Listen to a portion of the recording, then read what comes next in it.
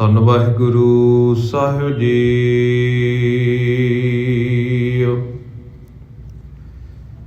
ਇੱਕ ਓੰਕਾਰ ਸਤਿਨਾਮ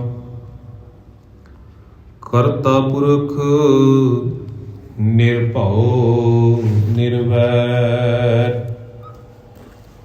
ਅਕਾਲ ਮੂਰਤ ਆਜੂਨੀ ਸੈਭੰ ਗੁਰ ਪ੍ਰਸਾਦ।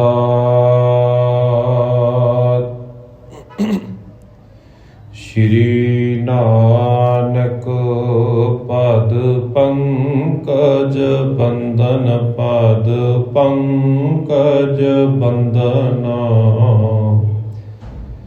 ਸਿਮਰੋ ਅੰਗਦ ਦੋਖ ਨਿਕੰਦਨਾ ਅਮਰਦਾਸ ਗੁਰ ਹਿਰਦੇ ਧਿਆਵੋ ਹਿਰਦੇ ਧਿਆਵੋ। ਸ਼੍ਰੀ ਗੁਰੂ ਰਾਮਦਾਸ ਗੁਣ ਗਾਵੋ। ਸ਼੍ਰੀ ਅਰਜਨ ਬਿਗਨਨ ਕੇ ਨਾਸਕ ਬਿਗਨਨ ਕੇ ਨਾਸ਼ਕ ਹਰਿ ਗੋਬਿੰਦ ਸੁਭ ਸਮਤ ਪ੍ਰਕਾਸ਼ਕ। ਸ਼੍ਰੀ ਹਰਿ ਰਾਇ ਨਮੋ ਕਰ ਜੋਰੀ ਨਮੋ ਕਰ ਜੋਰੀ। ਗੁਰ ਹਰਿ ਕ੍ਰਿਸ਼ਨ ਮਨਾਏ ਬਹੋਰੀ। ਤੇਗ ਬਹਾਦਰ ਪਰਮ ਕਿਰਪਾਲਾ ਪਰਮ ਕਿਰਪਾਲਾ। ਸ਼੍ਰੀ ਗੁਰੂ ਗੋਬਿੰਦ ਸਿੰਘ ਵਿਸਾਲਾ। ਧਰੋਂ ਧਰਾ ਪਰ ਪੁਨ ਪੁਨ ਸੀਸਾ ਪੁਨ ਪੁਨ ਸੀਸਾ। ਬੰਦੋਂ ਬਾਰ ਬਾਰ ਜਗਦੀਸਾ। ਜਿਸ ਮਹਿ ਅੰਮ੍ਰਿਤ ਗਿਆਨ ਹੈ ਮਾਨਕ ਭਗਤ ਬੈਰਾਗ। ਸ਼੍ਰੀ ਗੁਰੂ ਗ੍ਰੰਥ ਸਾਹਿਬ ਉਦਦ ਬੰਦੋਂ ਕਰ ਅਨੁਰਾਗ। ਏਕ ਓੰਕਾਰਾ ਸਤਿਗੁਰੂ ਤੇ ਪ੍ਰਸਾਦ ਸਚ ਹੋਏ। ਵਾਹਿਗੁਰੂ ਜੀ ਕੀ ਫਤਿਹ। ਵਿਘਨ ਵਿਨਾਸ਼ਨ ਸੋਏ। ਵਾਹਿਗੁਰੂ ਜੀ ਕੀ ਫਤਿਹ। ਵਿਘਨ ਵਿਨਾਸ਼ਨ ਸੋਏ। ਦੋਹਰਾ ਪਲਨਾ ਪਰ ਪੋੜਾ ਬਈ ਕਹਿ ਲਲਨਾ ਲੈ ਅੰਕ। ਲਾਲਤ ਮਾਤ ਵਿਸਾਲ ਹਿਤ ਸੁੰਗਤ ਬਦਨ ਮਯੰਕ। ਜੁਗੋ ਜੁਗ ਅਟਲ ਚਬਰ ਸ਼ਬਰ ਤਖਤ ਦੇ ਮਾਲਕ ਗੁਰਤਾ ਗੱਦੀ ਤੇ ਵਿਰਾਜਮਾਨ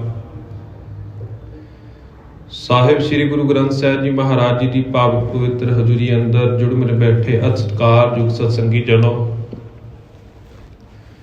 ਸਤਿਗੁਰਾਂ ਜੀ ਦੀ ਅਪਾਰ ਰਹਿਮਤ ਹੈ, ਸਤਿਗੁਰਾਂ ਜੀ ਦੀ ਅਪਾਰ ਬਖਸ਼ਿਸ਼ ਹੋਈ ਹੈ ਕਿ ਅਸੀਂ ਰੋਜ਼ਾਨਾ ਦੀ ਜ਼ਿੰਦਗੀ ਦੇ ਵਿੱਚੋਂ ਕੁਝ ਸਮਾਂ ਕੱਢ ਕੇ ਤੇ ਉਸ ਸਮੇਂ ਨੂੰ ਸਫਲਾ ਬਣਾਉਣ ਦੇ ਲਈ ਸਤਿਗੁਰਾਂ ਜੀ ਦੀ ਪਾਵਨ ਪਵਿੱਤਰ ਹਜ਼ੂਰੀ ਅੰਦਰ ਜੁੜ ਮਿਲ ਬਿਰਾਜਮਾਨ ਹੁੰਦੇ ਹਾਂ। ਤੇ ਜਿੱਥੇ ਅਸੀਂ ਰੋਜ਼ਾਨਾ ਹੀ ਸਤਿਗੁਰਾਂ ਜੀ ਦੀ ਅੰਮ੍ਰਿਤਮਈ ਬਾਣੀ ਦਾ ਰਸ ਭਿੰਨਾ ਕੀਰਤਨ ਸਰਵਣ ਕਰਦੇ ਹਾਂ, ਨਾਲ ਹੀ ਨਾਲ ਧੰਨ ਗੁਰੂ ਨਾਨਕ ਸਾਹਿਬ ਜੀ ਮਹਾਰਾਜ ਜੀ ਦੇ ਜੀਵਨ ਦੇ ਬਾਬਤ ਇਤਿਹਾਸਕ ਸਾਂਝ ਵੀ ਪਾਉਂਦੇ ਹਾਂ। ਪਿਛਲੇ ਕੁਝ ਦਿਨਾਂ ਤੋਂ ਅਸੀਂ ਸ਼੍ਰੀ ਗੁਰੂ ਪ੍ਰਤਾਪ ਸੂਰਜ ਗ੍ਰੰਥ ਦੇ ਵਿੱਚੋਂ ਸ਼੍ਰੀ ਗੁਰੂ ਨਾਨਕ ਪ੍ਰਕਾਸ਼ ਦੇ ਪੂਰਵ ਰਾਹ ਦੇ ਅਧਿਆਇ ਚੌਥੇ ਦੀ ਕਥਾ ਆਰੰਭ ਕੀਤੀ ਸੀ ਤੇ ਕੱਲ ਦੇ ਦੀਵਾਨਾਂ ਦੇ ਵਿੱਚ ਅਸੀਂ ਅਧਿਆਇ ਚੌਥੇ ਦੀ ਸਮਾਪਤੀ ਕੀਤੀ ਹੈ ਤੇ ਅੱਜ ਅਧਿਆਇ ਪੰਜਵੇਂ ਦੇ ਵਿੱਚ, ਜਿਸ ਵਿੱਚ ਧੰਨ ਗੁਰੂ ਨਾਨਕ ਸਾਹਿਬ ਜੀ ਮਹਾਰਾਜ ਜੀ ਦੀ ਬਾਲ ਲੀਲਾ ਦਾ ਜ਼ਿਕਰ ਹੈ, ਉਸ ਦੇ ਪਰਥਾਏ ਪ੍ਰਸੰਗ ਦੀ ਆਰੰਭਤਾ ਕਰਾਂਗੇ। ਅੱਜ ਦੇ ਪ੍ਰਸੰਗ ਦੀ ਆਰੰਭਤਾ ਕਰਨ ਤੋਂ ਪਹਿਲਾਂ ਕੁਝ ਕੁ ਪੰਛੀ ਝਾਤ ਕੱਲ ਦੇ ਦੀਵਾਨਾਂ ਦੇ ਅੰਦਰ ਮਾਰ ਲੈਂਦੇ ਹਾਂ ਤਾਂ ਜੋ ਸਾਨੂੰ ਅੱਜ ਦੇ ਇਸ ਪ੍ਰਸੰਗ ਨੂੰ ਸਮਝਣ ਦੇ ਵਿੱਚ ਸੋਖ ਮਹਿਸੂਸ ਹੋ ਸਕੇ, ਤਾਂ ਜੋ ਅਸੀਂ ਇਸ ਪ੍ਰਸੰਗ ਦੀ ਲੜੀ ਜੋੜਨ ਦੇ ਵਿੱਚ ਸੁਖੈਨ ਮਹਿਸੂਸ ਕਰੀਏ। ਕੱਲ ਦੇ ਦੀਵਾਨਾਂ ਦੇ ਵਿੱਚ ਜਿੱਥੇ ਧੰਨ ਗੁਰੂ ਨਾਨਕ ਸਾਹਿਬ ਜੀ ਮਹਾਰਾਜ ਜੀ ਦੇ ਨਾਮਕਰਣ ਦੇ ਬਾਬਤ ਅਸੀਂ ਵਿਚਾਰ ਕੀਤੀ ਸੀ ਕਿ ਕਿਸ ਤਰ੍ਹਾਂ ਪੰਡਿਤ ਹਰਦਿਆਲ ਜੀ ਮਹਿਤਾ ਕਾਲੂ ਦਾਸ ਜੀ ਦੀ ਬੇਨਤੀ ਦੇ ਉਪਰੰਤ ਨਾਨਕ ਪਦ ਦੀ ਵਿਚਾਰ ਕਰਕੇ ਧੰਨ ਗੁਰੂ ਨਾਨਕ ਸਾਹਿਬ ਜੀ ਮਹਾਰਾਜ ਜੀ ਦੇ ਨਾਮਕਰਣ ਦੇ ਲਈ ਨਾਨਕ ਪਦ ਦੀ ਚੋਣ ਕਰਦੇ ਨੇ ਤੇ ਮਹਿਤਾ ਕਾਲੂ ਦਾਸ ਜੀ ਉਹ ਨਾਮ ਰੱਖਣ ਤੋਂ ਇਨਕਾਰ ਕਰ ਦਿੰਦੇ ਨੇ ਤੇ ਨਾਲ ਹੀ ਨਾਲ ਪੰਡਿਤ ਹਰਦਿਆਲ ਜੀ ਮਹਿਤਾ ਕਾਲੂ ਦਾਸ ਜੀ ਨੂੰ ਉਸ ਨਾਨਕ ਨਾਮ ਦੇ ਬਾਬਤ ਵਿਚਾਰ ਕਰਕੇ ਦੱਸਦੇ ਨੇ। ਮਹਿਤਾ ਕਾਲੂ ਦਾਸ ਜੀ ਦਾ ਨਾ ਕਰਨ ਦਾ ਕਾਰਨ ਇਹ ਸੀ ਕਿ ਉਹਨਾਂ ਦਾ ਮੰਨਣਾ ਸੀ ਕਿ ਇਹ ਨਾਮ ਹਿੰਦੂਆਂ ਵਿੱਚ ਵੀ ਰੱਖਿਆ ਜਾਂਦਾ ਹੈ ਤੇ ਨਾਲ ਹੀ ਨਾਲ ਤੁਰਕ ਜਿਹੜੇ ਨੇ ਇਸਲਾਮ ਮਤ ਦੇ ਨਾਲ ਸੰਬੰਧਿਤ ਰੱਖਣ ਵਾਲੇ ਨੇ ਉਹ ਵੀ ਆਪਣੇ ਮਤ ਦੇ ਵਿੱਚ ਆਪਣੇ ਬੱਚਿਆਂ ਦੇ ਨਾਮ ਦੇ ਨਾਲ ਨਾਨਕ ਨਾਮ ਰੱਖ ਲੈਂਦੇ ਨੇ। ਤੇ ਪੰਡਿਤ ਹਰਦਿਆਲ ਜੀ ਨੇ ਮਹਿਤਾ ਕਾਲੂ ਦਾਸ ਜੀ ਨੂੰ ਸਮਝਾਉਣਾ ਕੀਤਾ ਸੀ ਕਿ ਹੇ ਕਾਲੂ ਜੀ, ਤੁਸੀਂ ਆਪਣੇ ਮਨ ਦੇ ਵਿੱਚ ਕਿਸੇ ਵੀ ਤਰ੍ਹਾਂ ਦਾ ਸ਼ੰਕਾ ਨਾ ਰੱਖੋ ਤੇ ਇਹ ਤੁਹਾਡਾ ਜਿਹੜਾ ਪੁੱਤਰ ਹੈ ਆਉਣ ਵਾਲੇ ਸਮੇਂ ਦੇ ਵਿੱਚ ਹਿੰਦੂਆਂ ਤੇ ਮੁਸਲਮਾਨਾਂ ਦਾ ਦੋਵੇਂ ਜਿਹੜੇ ਮਤ ਦੇ ਲੋਕ ਨੇ ਉਹ ਇਹਨਾਂ ਦੀ ਸਿੱਖੀ ਧਾਰਨ ਕਰਨਗੇ।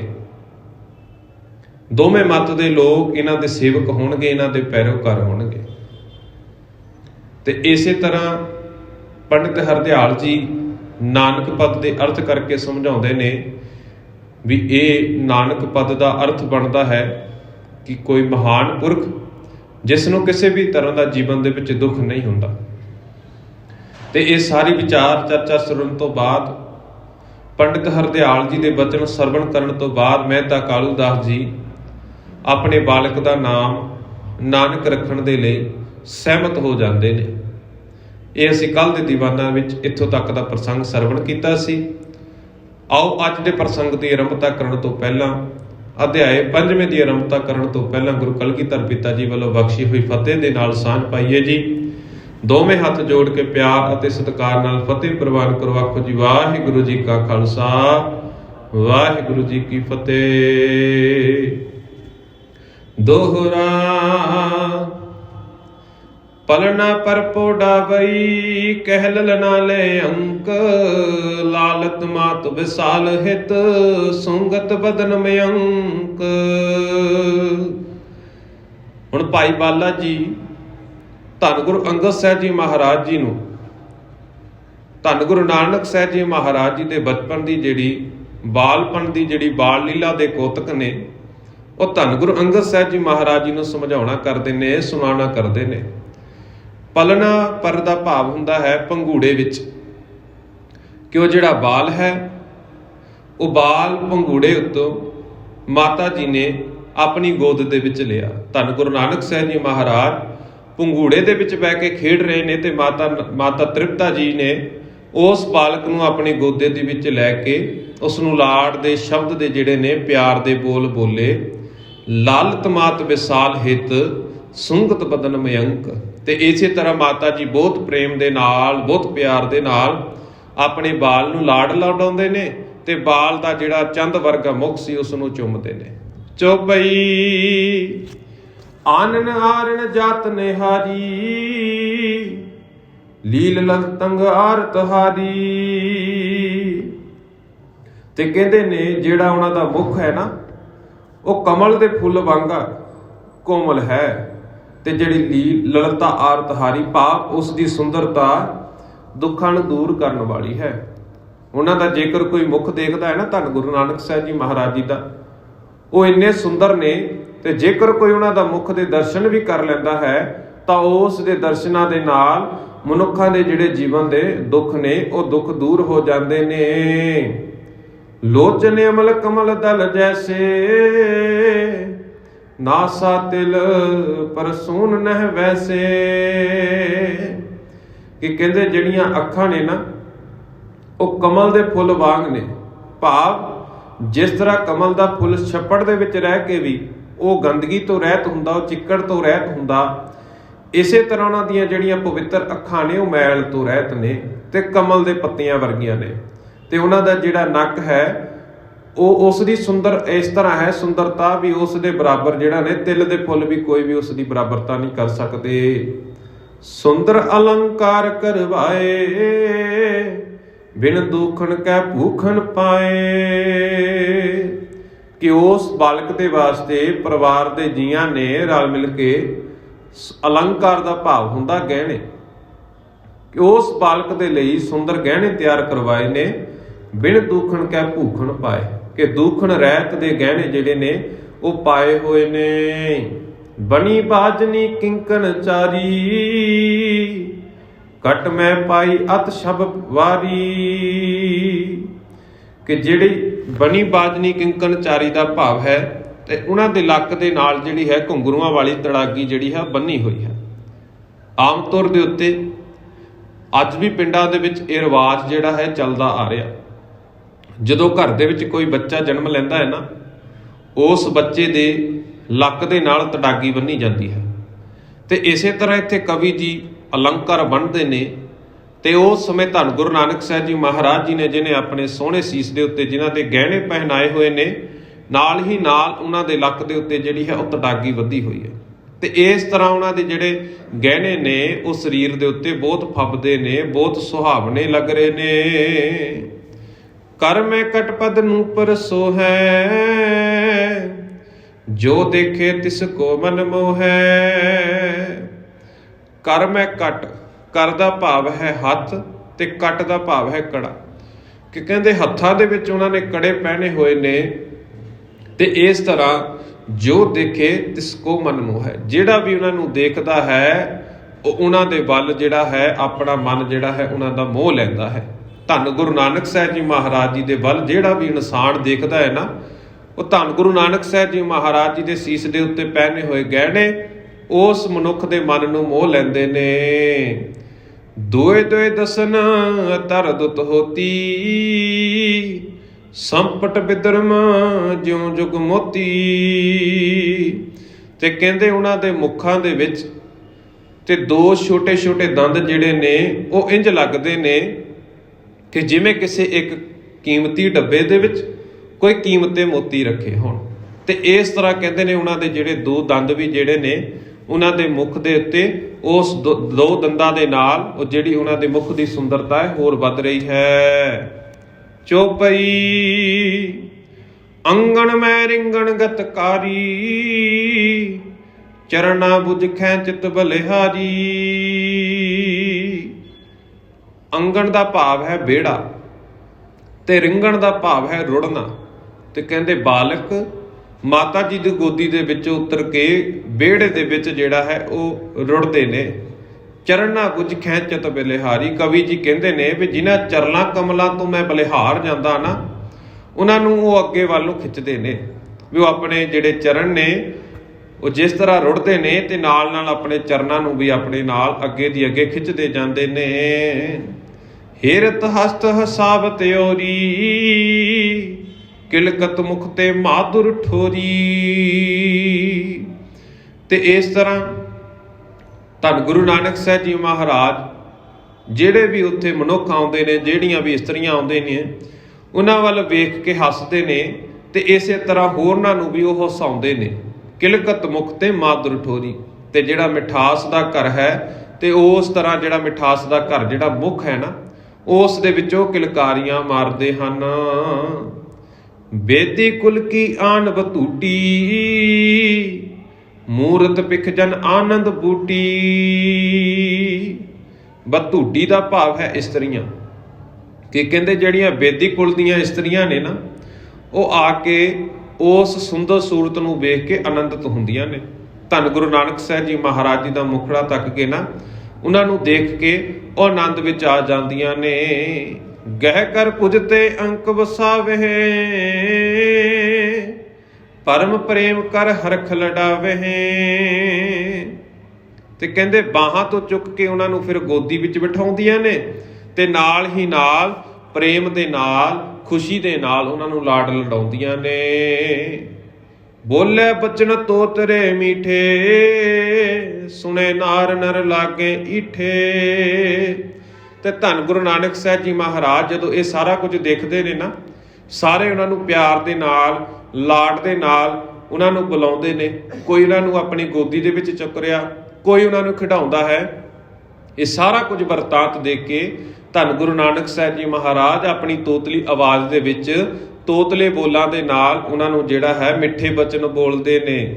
ਸੁਣੇ ਨਾਰ ਨਰ ਲਾਗੇ ਇੱਠੇ, ਕਿ ਜਦ ਉਹ ਨਰ ਨਾਰੀਆਂ ਨੂੰ ਉਹ ਬਚਨ ਸੁਣਾਉਂਦੇ ਨੇ, ਤੇ ਇਹ ਸਾਰਾ ਕੁਝ ਦੇਖ ਕੇ ਸਾਰੇ ਜਿਹੜੇ ਵੀ ਉੱਥੇ ਇਕੱਤਰਤ ਹੁੰਦੇ ਨੇ ਨਾ, ਉਹ ਆਪਣੇ ਮਨ ਦੇ ਵਿੱਚ ਬਹੁਤ ਖੁਸ਼ ਹੁੰਦੇ ਨੇ। ਉਹਨਾਂ ਨੂੰ ਉਹ ਪਿਆਰੇ ਬਚਨ ਤੋਤਲੀ ਆਵਾਜ਼ ਦੇ ਬਹੁਤ ਪਿਆਰੇ ਲੱਗਦੇ ਨੇ। ਹੇਰੇ ਮਾਤ ਤਾਤ ਅਨੁਰਾਗੇ, ਫਿਰਤ ਭੂਮਿਕਾ ਅੰਮ੍ਰਿਤ ਕਾ ਲਾਗੇ। ਕਿ ਇਸ ਤਰ੍ਹਾਂ ਮਾਤਾ ਪਿਤਾ ਵੀ ਉਹਨਾਂ ਨੂੰ ਦੇਖ ਕੇ ਬਹੁਤ ਪਿਆਰ ਕਰਦੇ ਨੇ। ਤੇ ਜਦੋਂ ਜ਼ਮੀਨ ਤੇ ਫਿਰਦੇ ਨੇ ਨਾ, ਤੇ ਬਾਅਦ ਦੇ ਵਿੱਚ ਜ਼ਮੀਨ ਤੇ ਫਿਰਨ ਦੇ ਨਾਲ ਉਹ ਆਪਣੇ ਆਪ ਨੂੰ ਗੰਦਾ ਕਰ ਲੈਂਦੇ ਨੇ। ਮਾਤਾ ਪਿਤਾ ਪਿਆਰ ਵੀ ਕਰਦੇ ਨੇ, ਤੇ ਜਦੋਂ ਮਾਤਾ ਪਿਤਾ ਤੋਂ ਆਪਣੇ ਆਪ ਨੂੰ ਛੁਡਵਾ ਕੇ ਵਿਹੜੇ ਦੇ ਵਿੱਚ ਰੁੜਦੇ ਨੇ ਨਾ, ਤਾਂ ਕਹਿੰਦੇ ਉਹ ਆਪਣੇ ਆਪ ਨੂੰ, ਆਪਣੇ ਵਸਤਰਾਂ ਨੂੰ ਤੇ ਆਪਣੇ ਸਰੀਰ ਦੇ ਅੰਗਾਂ ਨੂੰ ਮਿੱਟੀ ਦੇ ਨਾਲ ਜਿਹੜਾ ਹੈ ਗੰਦਾ ਕਰ ਲੈਂਦੇ ਨੇ। ਲੱਗੀ ਧੂਰ ਤਨ ਧੂਸਰ ਹੋਏ, ਅੰਬਲੇ ਅੰਬਾ ਅੰਗ ਧੋਏ। ਤੇ ਇਸੇ ਤਰ੍ਹਾਂ ਜਦੋਂ ਉਹਨਾਂ ਦੇ ਵਸਤਰਾਂ ਨੂੰ, ਉਹਨਾਂ ਦੇ ਅੰਗਾਂ ਨੂੰ ਧੂੜ ਲੱਗ ਜਾਂਦੀ ਨਾ, ਫਿਰ ਮਾਤਾ ਜੀ ਪਾਣੀ ਲੈ ਕੇ ਨਾ, ਅੰਬਾਂ ਦਾ ਭਾਵ ਹੁੰਦਾ ਅੰਮੀ ਭਾਵ ਮਾਂ, ਫਿਰ ਮਾਤਾ ਜੀ ਪਾਣੀ ਲੈ ਕੇ ਉਹਨਾਂ ਦੇ ਅੰਗਾਂ ਨੂੰ ਧੋਂਦੇ ਹਨ। ਮਲ ਕਰ ਮੁਖ ਮਜਨ ਕਰਵਾਇਓ, ਪਹੁੰਚ ਸਰੀਰ ਅੰਕ ਬੈਸਾਇਓ। ਤੇ ਫਿਰ ਚੰਗੀ ਤਰ੍ਹਾਂ ਉਹਨਾਂ ਦਾ ਇਸ਼ਨਾਨ ਪਾਣੀ ਕਰਾ ਕੇ ਉਹਨਾਂ ਦੇ ਅੰਗਾਂ ਨੂੰ ਸਾਫ਼ ਕਰਦੇ ਨੇ, ਤੇ ਬਾਅਦ ਦੇ ਵਿੱਚ ਉਹਨਾਂ ਦੇ ਸਰੀਰ ਨੂੰ ਸਾਫ਼ ਕਰਕੇ ਕੱਪੜੇ ਦੇ ਨਾਲ ਫਿਰ ਬਾਅਦ ਵਿੱਚ ਬਾਲਕ ਨੂੰ ਆਪਣੀ ਗੋਦੀ ਦੇ ਵਿੱਚ ਬਿਠਾ ਲੈਂਦੇ ਨੇ। ਆਮ ਤੌਰ ਦੇ ਉੱਤੇ ਅਸੀਂ ਬੱਚਿਆਂ ਵੱਲ ਦੇਖਦੇ ਹਾਂ ਨਾ, ਅਸੀਂ ਬੱਚਿਆਂ ਨੂੰ ਘਰਾਂ ਦੇ ਵਿੱਚ ਮਾਵਾਂ ਵੀ ਜਦੋਂ ਤਿਆਰ ਕਰਦੀਆਂ ਨੇ ਨਾ, ਉਹ ਤਿਆਰ ਕਰਨ ਤੋਂ ਬਾਅਦ ਜਦੋਂ ਉਹਨਾਂ ਨੂੰ ਕਿਤੇ ਖੇਡਣ ਲੱਗ ਜਾਂਦੇ ਨੇ, ਤਾਂ ਕੁਝ ਸਮੇਂ ਬਾਅਦ ਹੀ ਆਪਣੇ ਕੱਪੜੇ ਆਪਣੇ ਆਪ ਨੂੰ ਲਵੇੜ ਲੈਂਦੇ ਨੇ, ਗੰਦਾ ਕਰ ਲੈਂਦੇ ਨੇ। ਇਸੇ ਤਰ੍ਹਾਂ ਧੰਨ ਗੁਰੂ ਨਾਨਕ ਸਾਹਿਬ ਜੀ ਮਹਾਰਾਜ ਆਪਣੇ ਬਾਲਪਣ ਦੇ ਵਿੱਚ, ਆਪਣੇ ਬਚਪਨ ਦੇ ਵਿੱਚ, ਜੋ ਕਵੀ ਜੀ ਨੇ ਇੱਥੇ ਆਪਣੀ ਕਲਮ ਦੇ ਨਾਲ ਅਲੰਕਾਰ ਬੰਨੇ ਨੇ, ਕਿ ਉਹ ਵੀ ਧੰਨ ਗੁਰੂ ਨਾਨਕ ਸਾਹਿਬ ਜੀ ਮਹਾਰਾਜ ਵੀ ਬਚਪਨ ਦੇ ਵਿੱਚ ਜਦੋਂ ਖੇਡਦੇ ਨੇ ਨਾ, ਆਪਣੇ ਅੰਗਾਂ ਨੂੰ ਗੰਦਾ ਕਰ ਲੈਂਦੇ ਨੇ ਤੇ ਵਸਤਰਾਂ ਨੂੰ ਵੀ ਲਵੇੜ ਲੈਂਦੇ ਨੇ।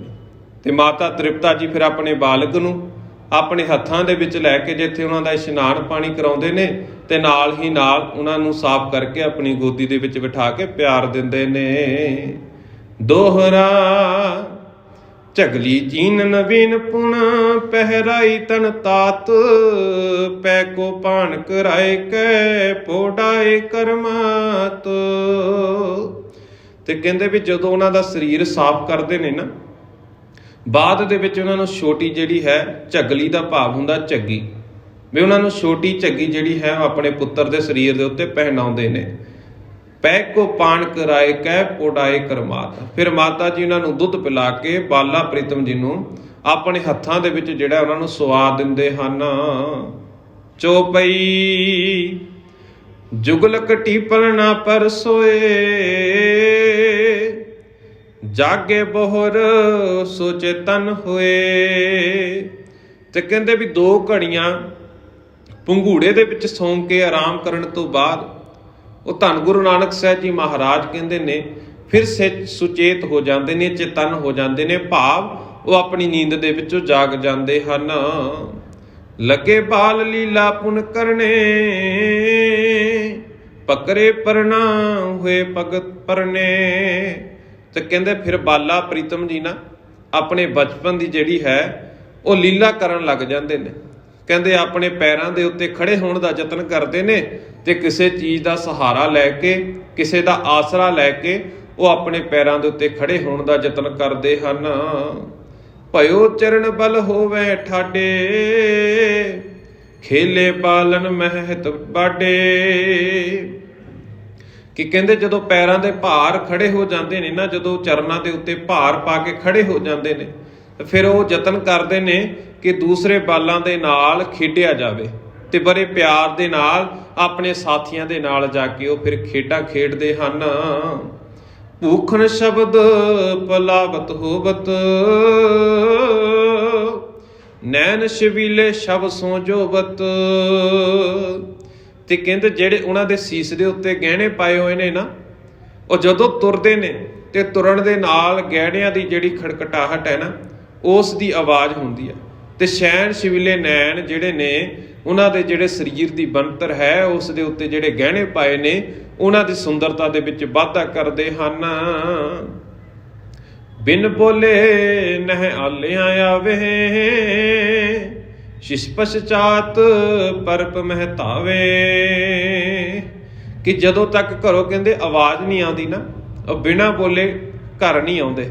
ਤੇ ਹਮੇਸ਼ਾ ਆਪਣੇ ਬਾਲਕਾਂ ਦੇ ਨਾਲ, ਆਪਣੇ ਸਾਥੀਆਂ ਦੇ ਨਾਲ ਉਹ ਹਮੇਸ਼ਾ ਕਹਿੰਦੇ ਨੇ ਉਹ ਗਲੀ ਦੇ ਵਿੱਚ ਭੱਜ ਦੌੜ ਕਰਕੇ ਖੇਡਦੇ ਰਹਿੰਦੇ ਹਨ। ਜਨਨੀ ਅਸਨ ਹਕਾਰ ਖਵਾਵੇ, ਨਹਿ ਅਕਾਤ ਦੇਖਤ ਬਲ ਜਾਵੇ। ਤੇ ਕਹਿੰਦੇ ਮਾਤਾ ਜੀ ਫਿਰ ਆਪਣੇ ਬਾਲਕ ਨੂੰ ਬੁਲਾਉਣ ਜਾਂਦੇ ਨੇ ਤੇ ਬੁਲਾ ਕੇ ਸੱਦ ਕੇ ਫਿਰ ਉਹਨਾਂ ਨੂੰ ਭੋਜਨ ਖਵਾਉਂਦੇ ਨੇ। ਤੇ ਮਾਤਾ ਜੀ ਆਪਣੇ ਬਾਲਕ ਵੱਲ ਦੇਖਦੇ ਰੱਜਦੇ ਨਹੀਂ, ਬਾਰ-ਬਾਰ ਉਹਨਾਂ ਨੂੰ ਦੇਖਦੇ ਨੇ, ਬਾਰ-ਬਾਰ ਉਹਨਾਂ ਨੂੰ ਪਿਆਰ ਕਰਦੇ ਨੇ, ਬਾਰ-ਬਾਰ ਉਹਨਾਂ ਨੂੰ ਲਾਡ ਲਡਾਉਂਦੇ ਨੇ ਤੇ ਆਪਣੀ ਗੋਦੀ ਵਿੱਚ ਬਿਠਾ ਕੇ ਉਹਨਾਂ ਨੂੰ ਖਾਣਾ ਵੀ ਖਵਾਉਂਦੇ ਨੇ। ਦੋਹਰਾ ਦਾਦ ਅਰਿਓਦਨ ਮਾਤ ਤੇ ਅਰਦਕ ਖਾਏ ਪਲਾਏ, ਬਾਲਕ ਲੀਲਾ ਕਰਤ ਸਭ ਅਲਖ ਜੋ ਲਖਿਆ ਨਾ ਜਾਏ। ਦੱਦ ਦਾ ਭਾਵ ਹੁੰਦਾ ਦਹੀਂ, ਉਦਨ ਦਾ ਭਾਵ ਹੈ ਚਾਵਲ। ਕਿ ਜਦੋਂ ਬਾਲਾ ਪ੍ਰੀਤਮ ਜੀ ਆਪਣੀ ਮਾਤਾ ਜੀ ਪਾਸੋਂ ਦਹੀਂ ਤੇ ਚਾਵਲ ਅੱਧੇ ਕੋਈ ਖਾਂਦੇ ਨੇ ਨਾ, ਤੇ ਉਹ ਸਾਰਾ ਕੁਝ ਵਿੱਚੇ ਛੱਡ ਕੇ ਦੌੜ ਜਾਂਦੇ ਨੇ। ਆਮ ਤੌਰ ਦੇ ਉੱਤੇ ਅੱਜ ਵੀ ਮਾਵਾਂ ਆਪਣੇ ਬੱਚਿਆਂ ਨੂੰ ਜਦੋਂ ਕਿਤੇ ਭੋਜਨ ਖਵਾਉਂਦੀਆਂ ਨੇ ਨਾ, ਖਾਣਾ ਖਵਾਉਂਦੀਆਂ ਨੇ, ਤਾਂ ਉਹ ਬੱਚੇ ਅੱਗੇ ਅੱਗੇ ਭੱਜੇ ਫਿਰਦੇ ਨੇ ਤੇ ਉਹਨਾਂ ਤੋਂ ਖਹਿੜਾ ਛਡਾ ਕੇ ਤੇ ਮਾਵਾਂ ਵਿਚਾਰੀਆਂ ਪਿੱਛੇ ਪਿੱਛੇ ਉਸ ਬੱਚੇ ਦੇ ਭੋਜਨ ਲੈ ਕੇ ਫਿਰਦੀਆਂ ਨੇ ਕਿ ਕਿਤੇ ਸਾਡਾ ਬੱਚਾ ਭੁੱਖਾ ਨਾ ਰਹਿ ਜਾਵੇ। ਤੇ ਇਸੇ ਤਰ੍ਹਾਂ ਮਾਤਾ ਤ੍ਰਿਪਤਾ ਜੀ ਆਪਣੇ ਬਾਲਕ ਨੂੰ ਫੜਦੇ ਨੇ ਕਿ ਉਸ ਨੂੰ ਭੋਜਨ ਖਵਾਇਆ ਜਾਵੇ, ਇਸ ਭੋਜਨ ਛਕਾਇਆ ਜਾਵੇ। ਤੇ ਉਹ ਬਾਲਕ ਰੂਪ ਦੇ ਵਿੱਚ ਧੰਨ ਗੁਰੂ ਨਾਨਕ ਸਾਹਿਬ ਜੀ ਮਹਾਰਾਜ ਆਪਣੇ ਮਾਤਾ ਜੀ ਤੋਂ ਆਪਣੇ ਆਪ ਨੂੰ ਛੁਡਵਾ ਕੇ ਵਿਹੜੇ ਦੇ ਵਿੱਚ ਭੱਜਦੇ ਨੇ ਤੇ ਮਾਤਾ ਜੀ ਉਹਨਾਂ ਦੇ ਮਗਰ ਮਗਰ ਉਹਨਾਂ ਨੂੰ ਭੋਜਨ ਛਕਾਉਣ ਦੇ ਲਈ ਫਿਰਦੇ ਨੇ। ਬਾਲਕ ਲੀਲਾ ਕਰਤ ਸਭ ਅਲਖ ਜੋ ਲਖਿਆ ਨਾ ਜਾਏ।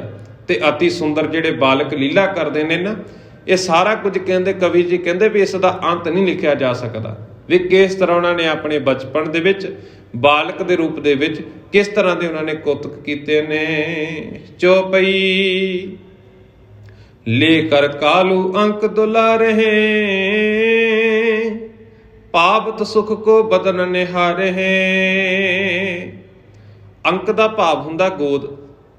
ਤੇ ਕਹਿੰਦੇ ਕਿ ਮਹਿਤਾ ਕਾਲੂ ਜੀ ਆਪਣੇ ਬਾਲਕ ਨੂੰ ਗੋਦ ਦੇ ਵਿੱਚ ਲੈਂਦੇ ਨੇ, ਆਪਣੀ ਗੋਦੀ ਦੇ ਵਿੱਚ ਬਿਠਾਉਂਦੇ ਨੇ ਧੰਨ ਗੁਰੂ ਨਾਨਕ ਸਾਹਿਬ ਜੀ ਮਹਾਰਾਜ ਜੀ ਨੂੰ।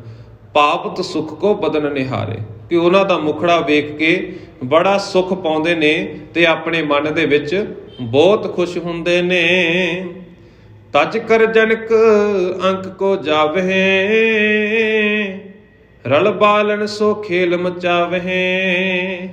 ਤੇ ਪਿਤਾ ਜੀ ਆਪਣੇ ਬੱਚੇ ਨੂੰ, ਪੁੱਤਰ ਨੂੰ ਪਿਆਰ ਕਰਦੇ ਨੇ ਤੇ ਉਹ ਪੁੱਤ ਜਿਹੜਾ ਹੈ ਧੰਨ ਗੁਰੂ ਨਾਨਕ ਸਾਹਿਬ ਜੀ ਮਹਾਰਾਜ ਆਪਣੇ ਪਿਤਾ ਦੀ ਗੋਦ ਦੇ ਵਿੱਚੋਂ ਵੀ ਭੱਜਦੇ ਨੇ, ਆਪਣੇ ਆਪ ਨੂੰ ਗੋਦ ਦੇ ਵਿੱਚੋਂ ਭਜਾ ਕੇ ਤੇ ਉਹ ਕਹਿੰਦੇ ਬੱਚਿਆਂ ਦੇ ਵਿੱਚ ਜਾ ਕੇ ਰਲਦੇ ਨੇ ਤੇ ਬਾਲਕਾਂ ਨਾਲ ਮਿਲ ਕੇ ਖੇਡਣ ਲੱਗ ਜਾਂਦੇ ਨੇ। ਸੁੰਦਰਤਾ ਮੰਦਰ ਮੁਖ ਹੈ ਰਹੇ, ਨਰ ਨਾਰੀ ਜਾਵਤ ਮਗ ਘੇਰੇ।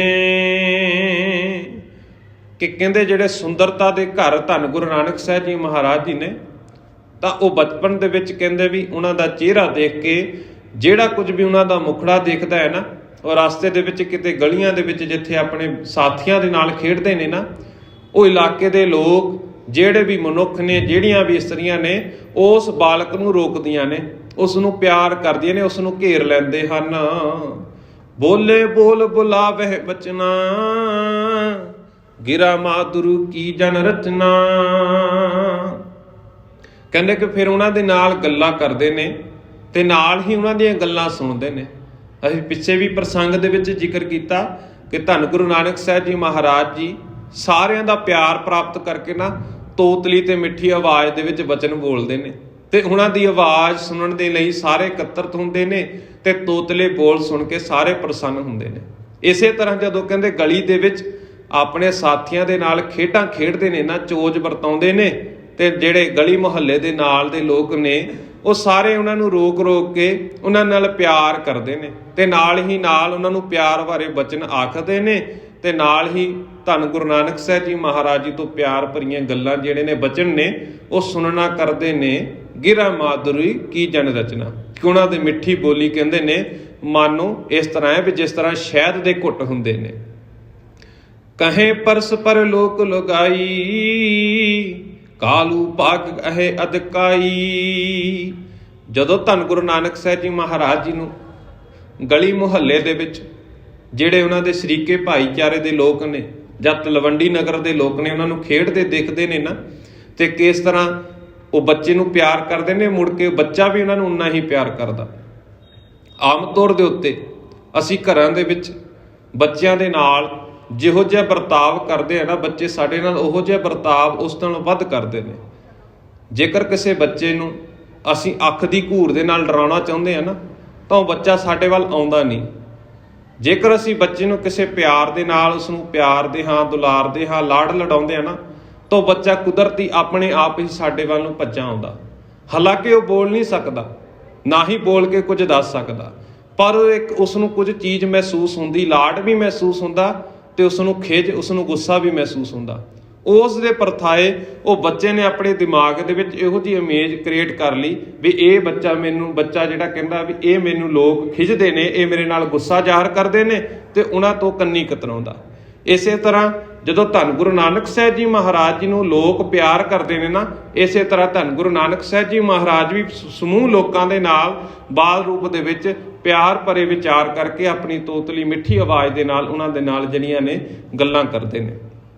ਇਹ ਸਾਰਾ ਕੁਝ ਦੇਖਦੇ ਜਿਹੜੇ ਇਲਾਕੇ ਦੇ ਲੋਕ ਨੇ, ਤਲਵੰਡੀ ਦੇ ਰਹਿਣ ਵਾਲੇ ਲੋਕ ਨੇ, ਉਹ ਆਖਦੇ ਨੇ, ਆਪਸ ਦੇ ਵਿੱਚ ਵਿਚਾਰਾ ਕਰਦੇ ਨੇ ਕਿ ਮਹਿਤਾ ਕਾਲੂ ਦਾਸ ਜੀ ਦੇ ਚੰਗੇ ਭਾਗ ਨੇ, ਉਹ ਵੱਡੀਆਂ ਭਾਗਾਂ ਵਾਲੇ ਨੇ ਜਿਨ੍ਹਾਂ ਦੇ ਘਰ ਅਜਿਹੇ ਪੁੱਤਰ ਨੇ ਜਨਮ ਲਿਆ।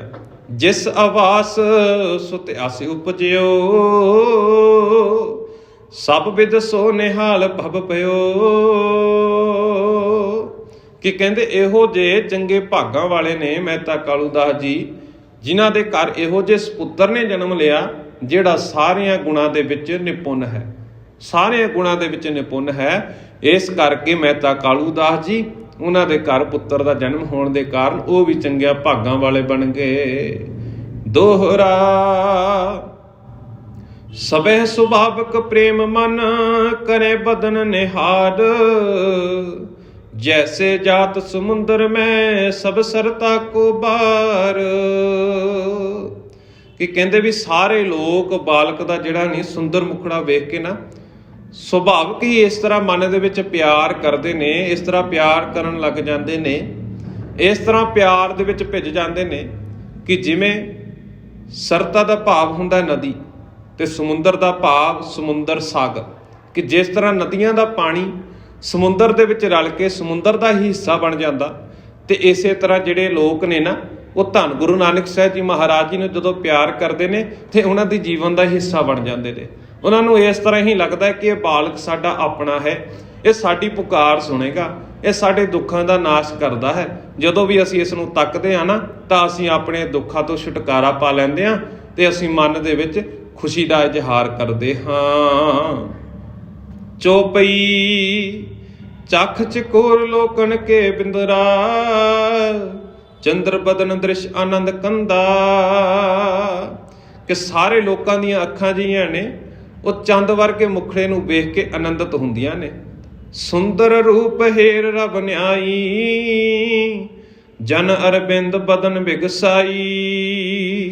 ਕਿ ਜਿਹੜਾ ਉਹਨਾਂ ਦਾ ਸੁੰਦਰ ਰੂਪ ਹੈ ਨਾ, ਉਹ ਸੂਰਜ ਦੇ ਵਰਗੇ ਤੇਜ ਪ੍ਰਤਾਪ ਵਰਗਾ ਉਹਨਾਂ ਦਾ ਸੁੰਦਰ ਸਰੂਪ ਹੈ।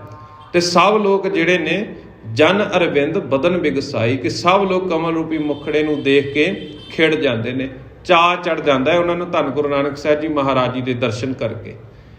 ਅੱਜ ਦੇ ਇਸ ਪ੍ਰਸੰਗ ਦੇ ਵਿੱਚ ਅਸੀਂ ਧੰਨ ਗੁਰੂ ਨਾਨਕ ਸਾਹਿਬ ਜੀ ਮਹਾਰਾਜ ਜੀ ਦੇ ਬਾਲ ਲੀਲਾ ਦੇ ਕੌਤਕ, ਕਿਸ ਤਰ੍ਹਾਂ ਉਹ ਸਮਾਜ ਦੇ ਵਿੱਚ ਆਪਣੇ ਬਾਲ ਸਾਥੀਆਂ ਦੇ ਨਾਲ ਚੋਜਾਂ ਚੋਜਦੇ ਨੇ, ਖੇਡਾਂ ਖੇਡਦੇ ਨੇ, ਕੌਤਕ ਵਰਤਾਉਂਦੇ ਨੇ, ਤੇ ਕਿਸ ਤਰ੍ਹਾਂ ਉਹਨਾਂ ਨੂੰ ਦੇਖ ਕੇ ਇਲਾਕੇ ਦੇ ਲੋਕ, ਤਲਵੰਡੀ ਦੇ ਰਹਿਣ ਵਾਲੇ ਲੋਕ ਕਿਸ ਤਰ੍ਹਾਂ ਆਪਣੇ ਮਨ ਦੇ ਵਿੱਚ ਪ੍ਰਸੰਨ ਹੁੰਦੇ ਨੇ। ਇਹ ਪ੍ਰਸੰਗ ਦੀ ਵਿਚਾਰ ਅਸੀਂ ਅੱਜ ਦੇ ਦੀਵਾਨਾਂ ਦੇ ਵਿੱਚ ਸਰਵਣ ਕੀਤੀ ਹੈ। ਕੱਲ ਦੇ ਦੀਵਾਨਾਂ ਦੇ ਵਿੱਚ ਬਾਕੀ ਦੇ ਜਿਹੜੇ ਉਹਨਾਂ ਦੇ ਬਾਲ ਰੂਪ ਦੇ ਜਿਹੜੇ ਕੌਤਕ ਨੇ, ਉਹ ਬਾਕੀ ਦੇ ਪ੍ਰਸੰਗ ਅਸੀਂ ਕੱਲ ਦੇ ਦੀਵਾਨਾਂ ਦੇ ਵਿੱਚ ਸਰਵਣ ਕਰਾਂਗੇ। ਇੰਨੀਆਂ ਕੁ ਬੇਨਤੀਆਂ ਪ੍ਰਵਾਨ ਕਰਨੀਆਂ ਜੀ। ਹੋਈਆਂ ਭੁੱਲਾਂ ਚੁੱਕਾਂ ਦੀ ਖਿਮਾ, ਫਤਿਹ ਪ੍ਰਵਾਨ ਕਰੋ। ਆਖੋ ਜੀ ਵਾਹਿਗੁਰੂ ਜੀ ਕਾ ਖਾਲਸਾ, ਵਾਹਿਗੁਰੂ ਜੀ ਕੀ ਫਤਿਹ।